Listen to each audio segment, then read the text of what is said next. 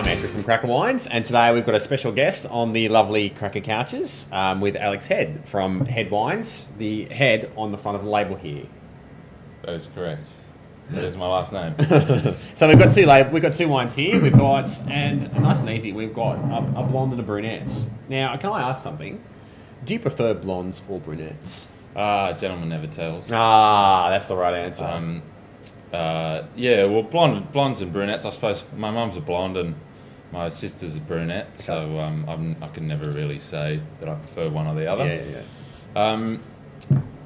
If the story of the blonde and the brunette, obviously, for those who don't know, comes from Côte-Rôtie in the north of the Rhône Valley in France. And basically, it's just a play on the colour of the soils, and the colour of the soils in the vineyards really give unique properties to the wines. So when I found these vineyards, these special vineyards in the Barossa, I wanted to express those unique structures and colours and how they would come up in the wines, and this is what we have today. Cool. So the first one here we've got is the blonde, and so obviously this comes more off the limestone soils. Yep. Lighter coloured soils, looser soils. Generally, what that gives is more perfume and more feminine structures in the wine. You get softer, rounder tannins, and generally a sort of a blue fruit spectrum that runs through the wine. Tannins are always pretty soft in this wine, and it's pretty versatile. Okay. And this has got some Viognier in it too, doesn't it? Yeah, 2% skins I use. I really want people to look for Viognier in the blonde. I don't want it to sort of stand out. I know too you're much. a bit of a Viognier Nazi. I hate the smell of apricot in the wine, and thankfully it doesn't smell like apricots at all. Good. Yeah, I think. Always in the first year of bottling the wine, it looks quite. You can see the Viognier on the nose, but it tends to dissipate. You can smell there's a little bit of that floral sort of lift that you find from Viognier. Just there to add a bit of complexity. It's not particularly overt. It's like it's not going to be sticking right out and smashing me in the face with apricots. I hope not. I've made a few mistakes with the Viognier component, so I think I'm getting it right. And it was good to get it right with a good vintage as well. Yeah, definitely. Well, 2010 was almost everyone who you talk about, they just get very excited about 2010 on the Barossa. Very excited. Yes. The only problem was that just yields were down as far as I understand, and Grenache. So. Yep, Grenache was down. Yeah, we had a heat wave during flowering. So, but sometimes when yields are down, it means that quality's up. So that's the right sort of attitude. Look, you could be a marketer there. Yeah. Right. Okay. So we're going from the blondes to the brunettes.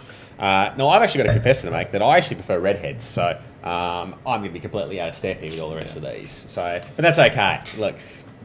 So this one is obviously we're going from the white soil to the red soil. So this is more of the richer, dark loams, I'm guessing. Yeah, that's right. So you've got some heavy red clays that run through the northern and western section of the Barossa.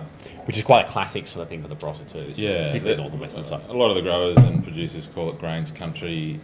Basically, the vines struggle to pull moisture out of the clay, which is very dense, and what you get is a much more inherent tannin in the grapes, darker fruit spectrums, and you can, I suppose, the chocolatey, toasty wood goes very well with that. American oak, traditionally. A bit more American oak, that's right. So this vineyard has those soils, but it's at a very high elevation on the western side of the Barossa. So it's over on the western range, if you live there. Well, the western slopes. Yeah, they call it western slopes. Whatever they call it. So it's a small hill at the western side of the Barossa. Yep. So it's actually on Mopper Hill, which is an old gold mine. Yeah. Okay. And there's another label for you. Call it the gold mine. Gold mine. Yeah. See. I think I might have seen that done before. See. So really, with this wine, what you get is that tannin and darker fruit spectrum, and that's why it doesn't really need the Viognier. The Viognier doesn't really sit well with this vineyard. So it's 100% Shiraz, and I actually use a little bit of stem in the ferment, which adds yet another layer of tannin to the wine. That's lovely. I actually like I think that's such a classical wine, but at the same time, Still very Barossan, yeah. look, it's still very Barossa, but at the same time, there is, and I dare say, look, it gets used too much, but to actually call it a bit Roni, with that stems on the back ends, it's pretty exciting for the Barossa. Yeah, it's good. Particularly when you're used to the sort of Barossan style, which can classically be a big, rich beast. There's some elegance in there too. Yep. So what's the secret? The secret is not to complicate things too much. Yeah, so, okay.